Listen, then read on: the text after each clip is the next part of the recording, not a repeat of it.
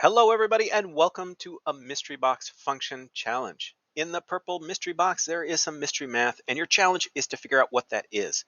You can do that by pausing the video, clicking on the link in the description, and then trying out as many numbers as you like. Put them in the top, see how they come out transformed at the bottom, and when you've got an idea about what the mystery math is, come on back, listen to the rest of the video, and see if we get the same thing. All right, let's begin. I'm going to put in a 0. All right, 0 gives us 0. How about a 1? Oh, so 1 gives us infinity. So that makes me think about the function 1 over x or something like it. Clearly it's not 1 over x because 1 over 1 would be 1. But something maybe about that would give us an infinity here. Let's try a few more values. Let's try a 2.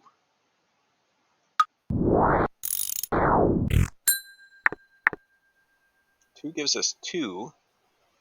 Huh. Let's try a 3.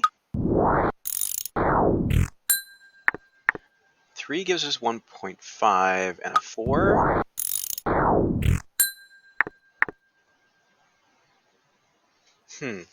So if this is a function related to 1 over x, what I would expect to see is, let me get my pen working here. What I would expect to see is, a curve like that and a curve like that. Maybe this has been moved over, and this is one arm of our curve, and our asymptote, instead of being the y-axis, would be 1.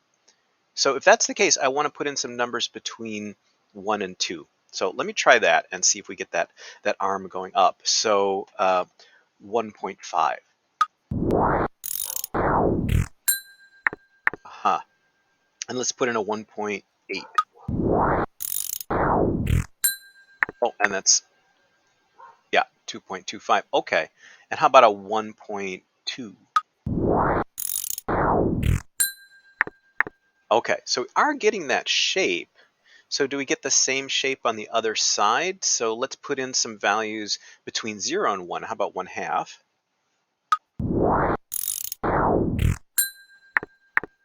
And maybe 1/4.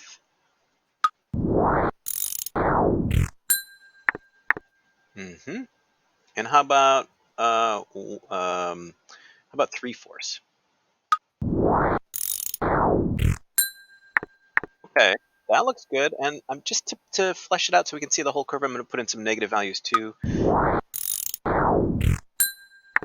There's a -1, and let's put in a -2. Okay.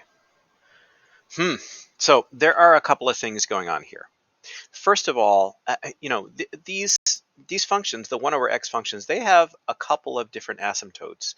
So if it was just 1 over x, one of the asymptotes would be the y-axis, never touches there, but another one would be the x-axis, never touches there either. In this case, it looks like our vertical asymptote has been shifted over to the right one, and that's where it is. But it also looks like the horizontal asymptote has been shifted up 1. So if I were to start to figure this out, let's see. To move the function up 1, I would just add 1. Oops. Add 1. I want to be writing in red here. So 1 over x plus 1. That's not the whole thing, though, because this, we have to make it so that the bottom of this fraction becomes 0 when you put in a 1 for x. So 1 over, well, if I put in a 1 for x, I'd need a -1. And then we've still got that plus 1 out there. So this would be my x, and I would subtract 1 on the bottom. So if I put in 1, that becomes 0, and I would get the infinity. If I put in a 0 for this, it'd be 1 over -1. That'd be -1 plus 1 would be 0. That works. Let's test one more point, because I think we've actually got it here. Let's test a -3 and see what we get. So that would be 1 over a -3 minus 1 plus 1. So 1 over -3 minus 1, that's a -4. So that's -1/4 plus 1. That would be a +3/4. So if I put in a -3, I should get a +3/4 if I did my calculations right. So put in a -3. and I get a positive 3/4. Okay, I think we've got it. I'm just going to write it out once more. So f of x equals 1 over x minus 1. Putting this minus 1 on the bottom here moves the function to the right one. It's like we've seen before when we put that number in parentheses or inside the absolute value brackets. It's going to move that function over 1. And then it's also been moved up 1, so we add 1 on the end. So that, I think, is our answer. Let's take a look. Yes, so 1 over x minus 1 plus 1. Wow, these have been tough this week. My goodness, let's graph that.